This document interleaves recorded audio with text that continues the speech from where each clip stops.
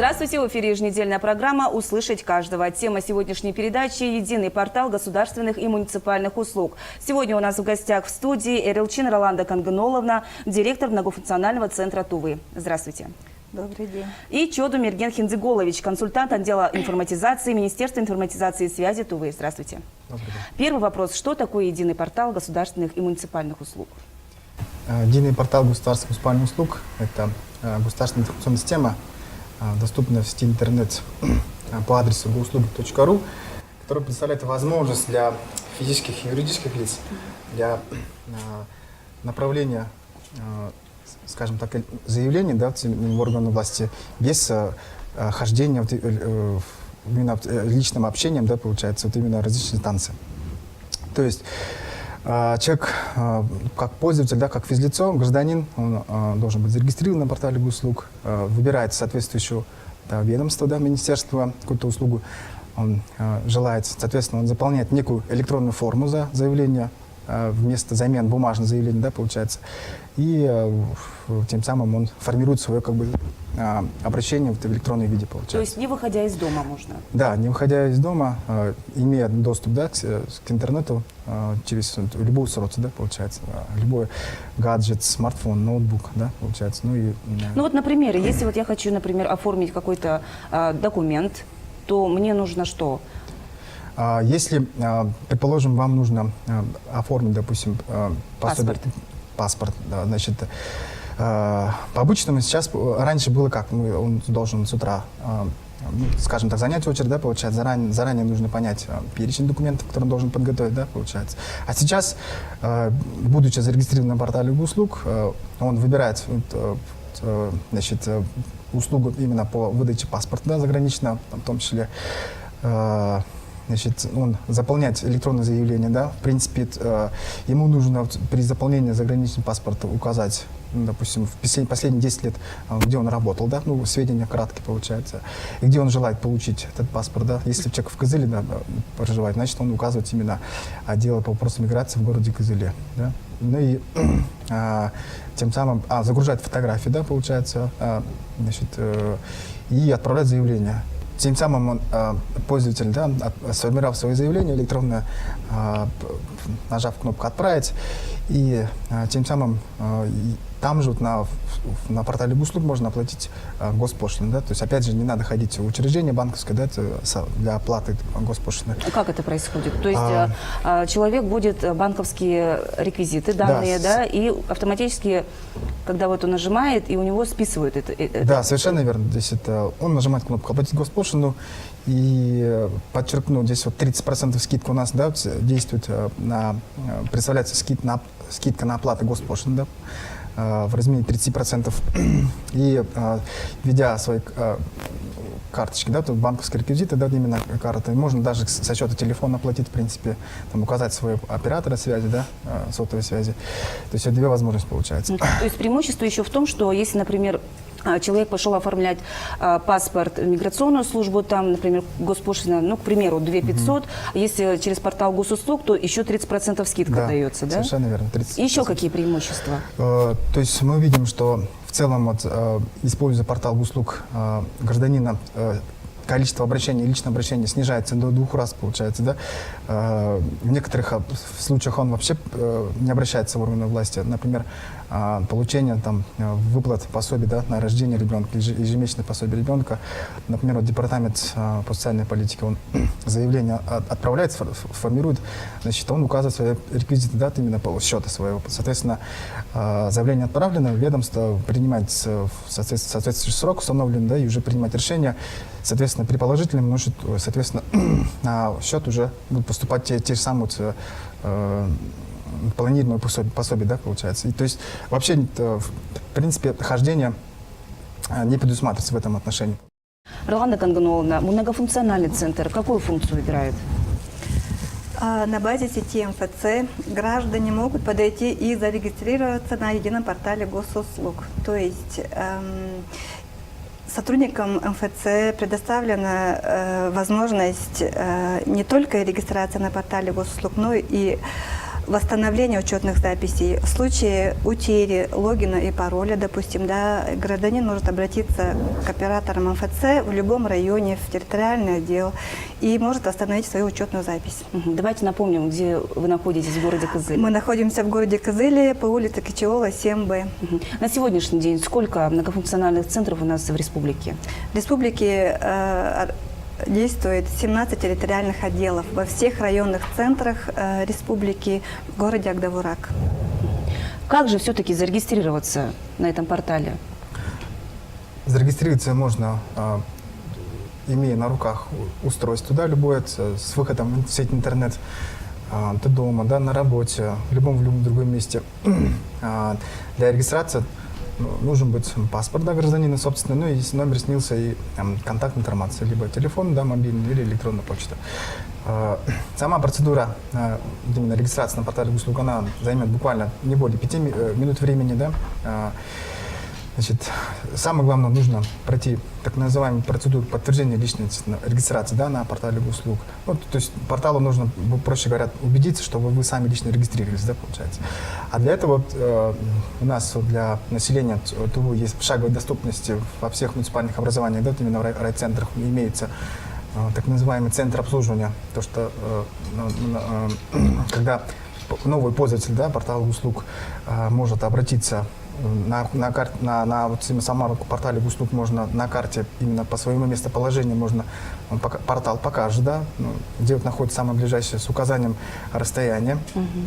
Более того, бывает, наше население, они раньше регистрировались, да, забывали свои пароли, да, получается, телефоны меняли, то есть стандартная процедура регистрации не получается, ну, то есть смс-ка не приходит. Поэтому в этом случае, опять же, можно обратиться в те называемые центр обслуживания, да, тоже можно восстановить ранее созданный, да, имеющийся доступ к личному кабинету на портале услуг. Сама процедура восстановления и подтверждения занимает в центре обслуживания буквально 2-3 минуты времени. Немного специалист центра обслуживания забивает данные и нажимает те или иные кнопочки и уже устанавливает доступ. То есть неважно, там в субботу ты зарегистрировался, либо в воскресенье, да? Это может сделать в любое время и суток. Зарегистрироваться, да, в любое время, да, где угодно, как угодно. Главное, чтобы был доступ к сети интернета, да, вводя данные, уже можно регистрироваться. Но, подчеркну, нужно обязательно подтвердить свою личность для того, чтобы иметь полный доступ ко всему функционалу, до возможности портала услуг.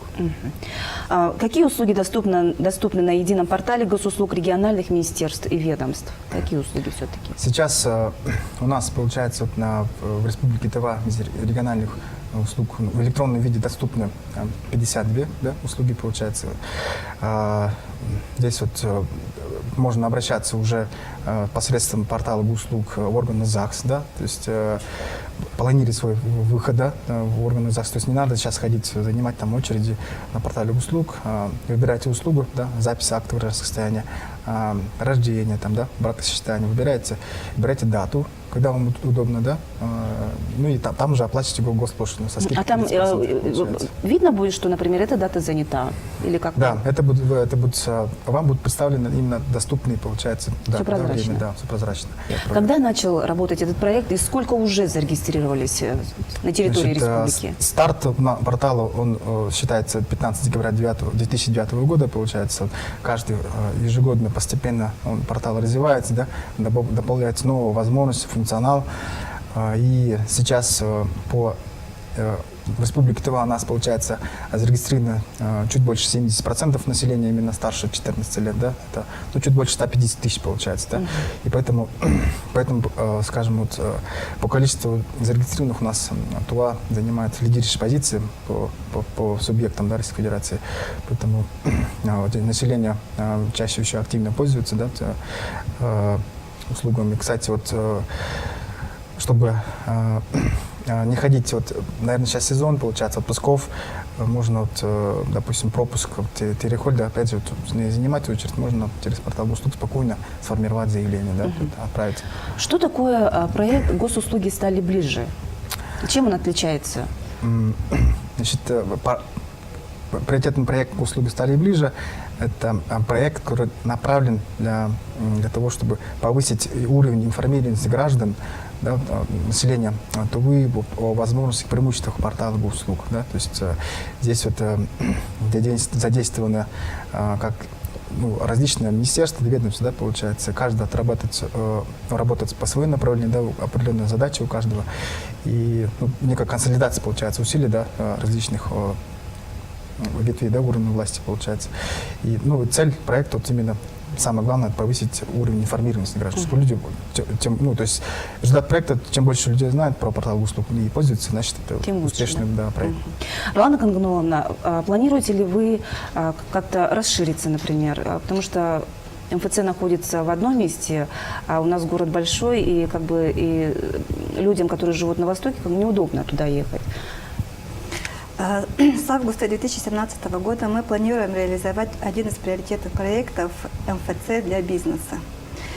На базе бизнес-офиса возможно получение самых популярных услуг целого ряда органов власти и организаций. Федеральных органов — это услуги Росреестра, налоговой службы, МВД. По региональным услугам это услуги по лицензированию, услуги по государственной поддержке Министерства экономики Республики Тыва, Министерства спорта и Министерства сельского хозяйства и продовольствия.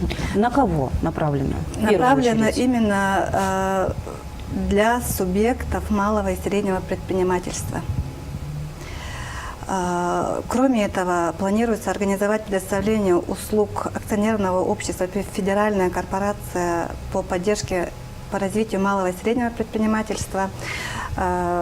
Также планируем организовать консультирование по финансовым и правовым вопросам. Что же мы все-таки ожидаем от этого проекта? Что в итоге будет? Ну, МФЦ для бизнеса – это некий центр развития предпринимательства, получается. Это хорошая возможность для начинающих предпринимателей и опытных бизнесменов. То есть на одной площадке и начинающие, и опытные могут, например, получить полный спектр услуг. Для начинающих предпринимателей это начиная от формирования пакета документов на госрегистрацию и заканчивая получением, значит, государственных муниципальных услуг, услуг по финансовой поддержке, допустим, да, услуги Минэкономики. Роланда Кангановна, как наши местные предприниматели могут получить государственную поддержку? Могут же они через вас? Через МФЦ, да, во всех теротделах у нас заключено соглашение с ММЭКом, с Минсельхозом и с Минспортом Республики Тыва. Приглашаем всех предпринимателей и юридических лиц, представителей субъектов малого и среднего предпринимательства, подать заявление в МФЦ. Господдержка — это те же самые губернаторские проекты, программа «Кэштаг», допустим, да. Люди могут, наши граждане, подойти в МФЦ, зарегистрироваться в качестве КФХ, подать заявление на получение господдержки. Для молодых наших граждан организовано предоставление услуг Министерства спорта Республики Тыва. То есть молодым предпринимателям тоже оказывается господдержка. Поэтому всех граждан приглашаем в МФЦ. Рабочее время какое у вас? Рабочее время у нас в теротделах с 9 до 6, с понедельника по пятницу, по субботам с 10 до 2 часов, а в городе Кызыле с 8 утра до 8 вечера. И по субботам с 9 до 7. Пользуясь случаем, я хотел бы призвать жителей Тувы пользоваться, да, возможностями и преимуществом портала услуг, не ходить, не занимать очереди, это уже пережитки прошлого. С утра пораньше не обязательно теперь ходить, можно дома спокойно уже отправлять, выбирать все услуги на федеральный орган, да, региональное министерство, муниципальный уровень, можно уже выбирать услуги доступные и отправлять заявление, тем самым экономить свое время.